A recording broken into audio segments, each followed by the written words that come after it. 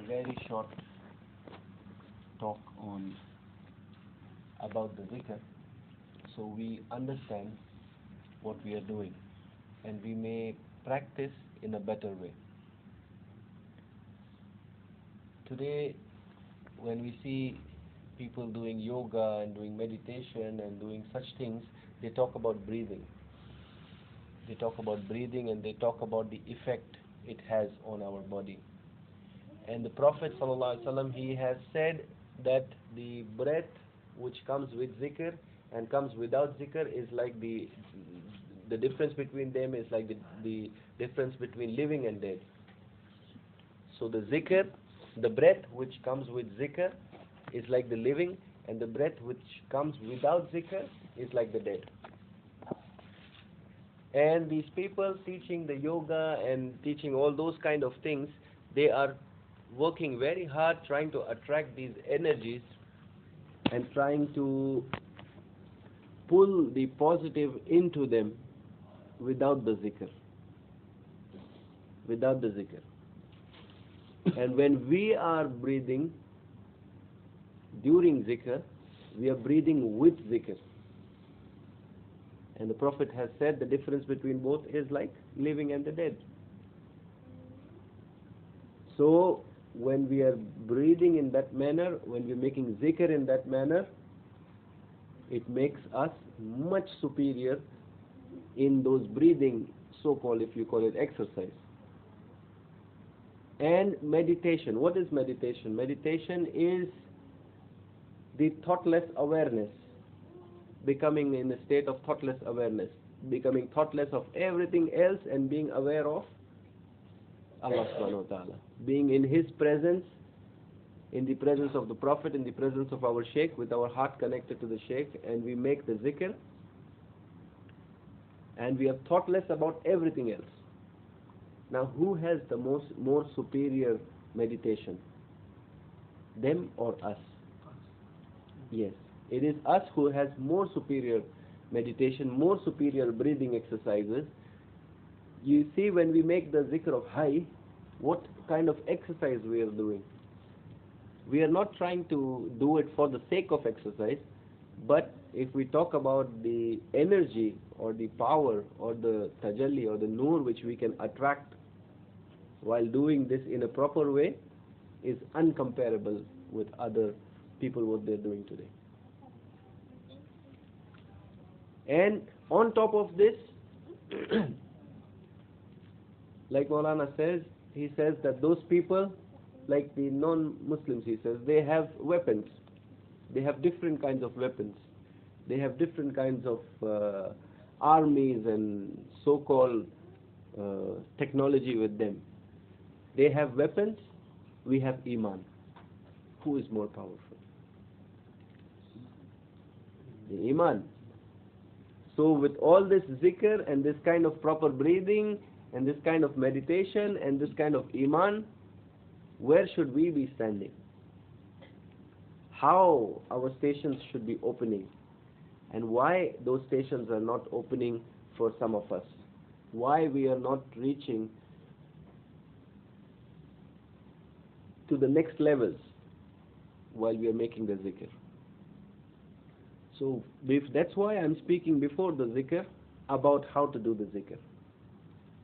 First of all, when we make Raabita with Maulana Shaykh Nazim, what is the way of doing Raabita? The way of doing Raabita is you have to visualize that Maulana Shaykh Nazim, he is in front of you. And we are receiving a beam of light coming from his heart and going into our heart.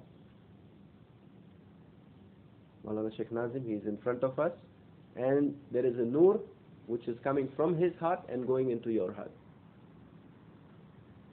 Let that light flow. That is your connection. You are receiving. You are receiving. You may not realize it at this stage, but you are receiving. When I say Raabita to Sharifa, it's not just like connect your heart to the heart of Maulana Shaykh Nazim. How? This is how you do it. You visualize he is in front of you and you receive from him. You receive from him and let the light flow. This is number one when we make the Raabita. And then when we make the zikr, we meditate on each and every thing which we are mentioning. When we are doing astaghfar, we meditate on astaghfar. We just don't go astaghfirullah, astaghfirullah, astaghfirullah with our tongues. We meditate on it, which means we mean it. The astaghfirullah should come from the heart, not from the tongue, not just from the tongue. We meditate. We really mean what we are saying. If we don't mean what we are saying something and doing something, we are hypocrites. Are we hypocrites? Inshallah, no. So we have to mean what we are doing. Making astaghfirullah, astaghfirullah, astaghfirullah, astaghfirullah, going out again same. Again astaghfirullah, astaghfirullah, astaghfirullah, next week again going out same. Then what are we? Huh? You understand what I'm trying to say? My point? Very important, very important. We all of us over here, we have a very powerful shaykh. A shaykh whose power we don't have enough words to explain. We cannot explain things which we have seen, which we have understood, which we have come across. It's beyond explanation. If we are still stuck, it's our weakness. It is not from the shaykh. He is ready to lift us up. We are the ones who are not ready to grab the rope firmly. So when we make astaghfar, we meditate. When we do the Surah Fatiha, we meditate. We focus on what it means. We focus on the surahs. We focus on what it means. If we don't know what it means, we better open the Quran and we try to see what it means. And we try to meditate on it. And then see the difference. That will be us getting dissolved into the zikr in a proper manner. Salawat, not just with the tongue. It's Thursday night. Rasulullah ﷺ, he said that when any of my ummati he sends salawat on me, one angel brings it to me. You recite 10 salawat, 10 angels will go from each mouth. How many salawat we recite in one gathering? That many angels from each person. And he says, on Thursday, I listen to them directly. And he said, the people of love, I listen to their salawat directly. So our salawat should come from the heart, not from the tongue. Not from the tongue. Not just from the tongue. Then we'll move to the other surahs. Whatever we are reading, we try to start meditating on them. If we don't know the meaning as yet or we cannot remember them, at least we focus on what we are reading. So that we attain the thoughtless awareness. We are aware of what we are reading, but we are thoughtless of everything else. Not counting something in the back of our mind. Then when we start the zikr, when we do the idha, when we make the ila sharafin nabi sallallahu alaihi wasallam, when we do the idha, that time again we try to understand what we are doing. We are sending the thawab of what we have read to the Prophet, to his companions, to his khulafa, to our mashaykh. That is what we are doing. So we offer it really. We really offer it. When each one of us reads the Surah Fatiha, after that, when I say Al-Fatiha, each one of you are offering what you have read.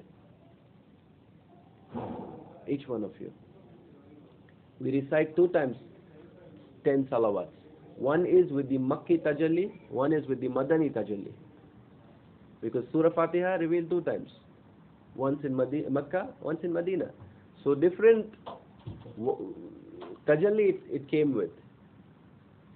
And you can imagine the power it can be carrying. We'll speak on Surah Fatiha sometime later. So coming back to the other zikrs, we're making the zikr of La ilaha illallah.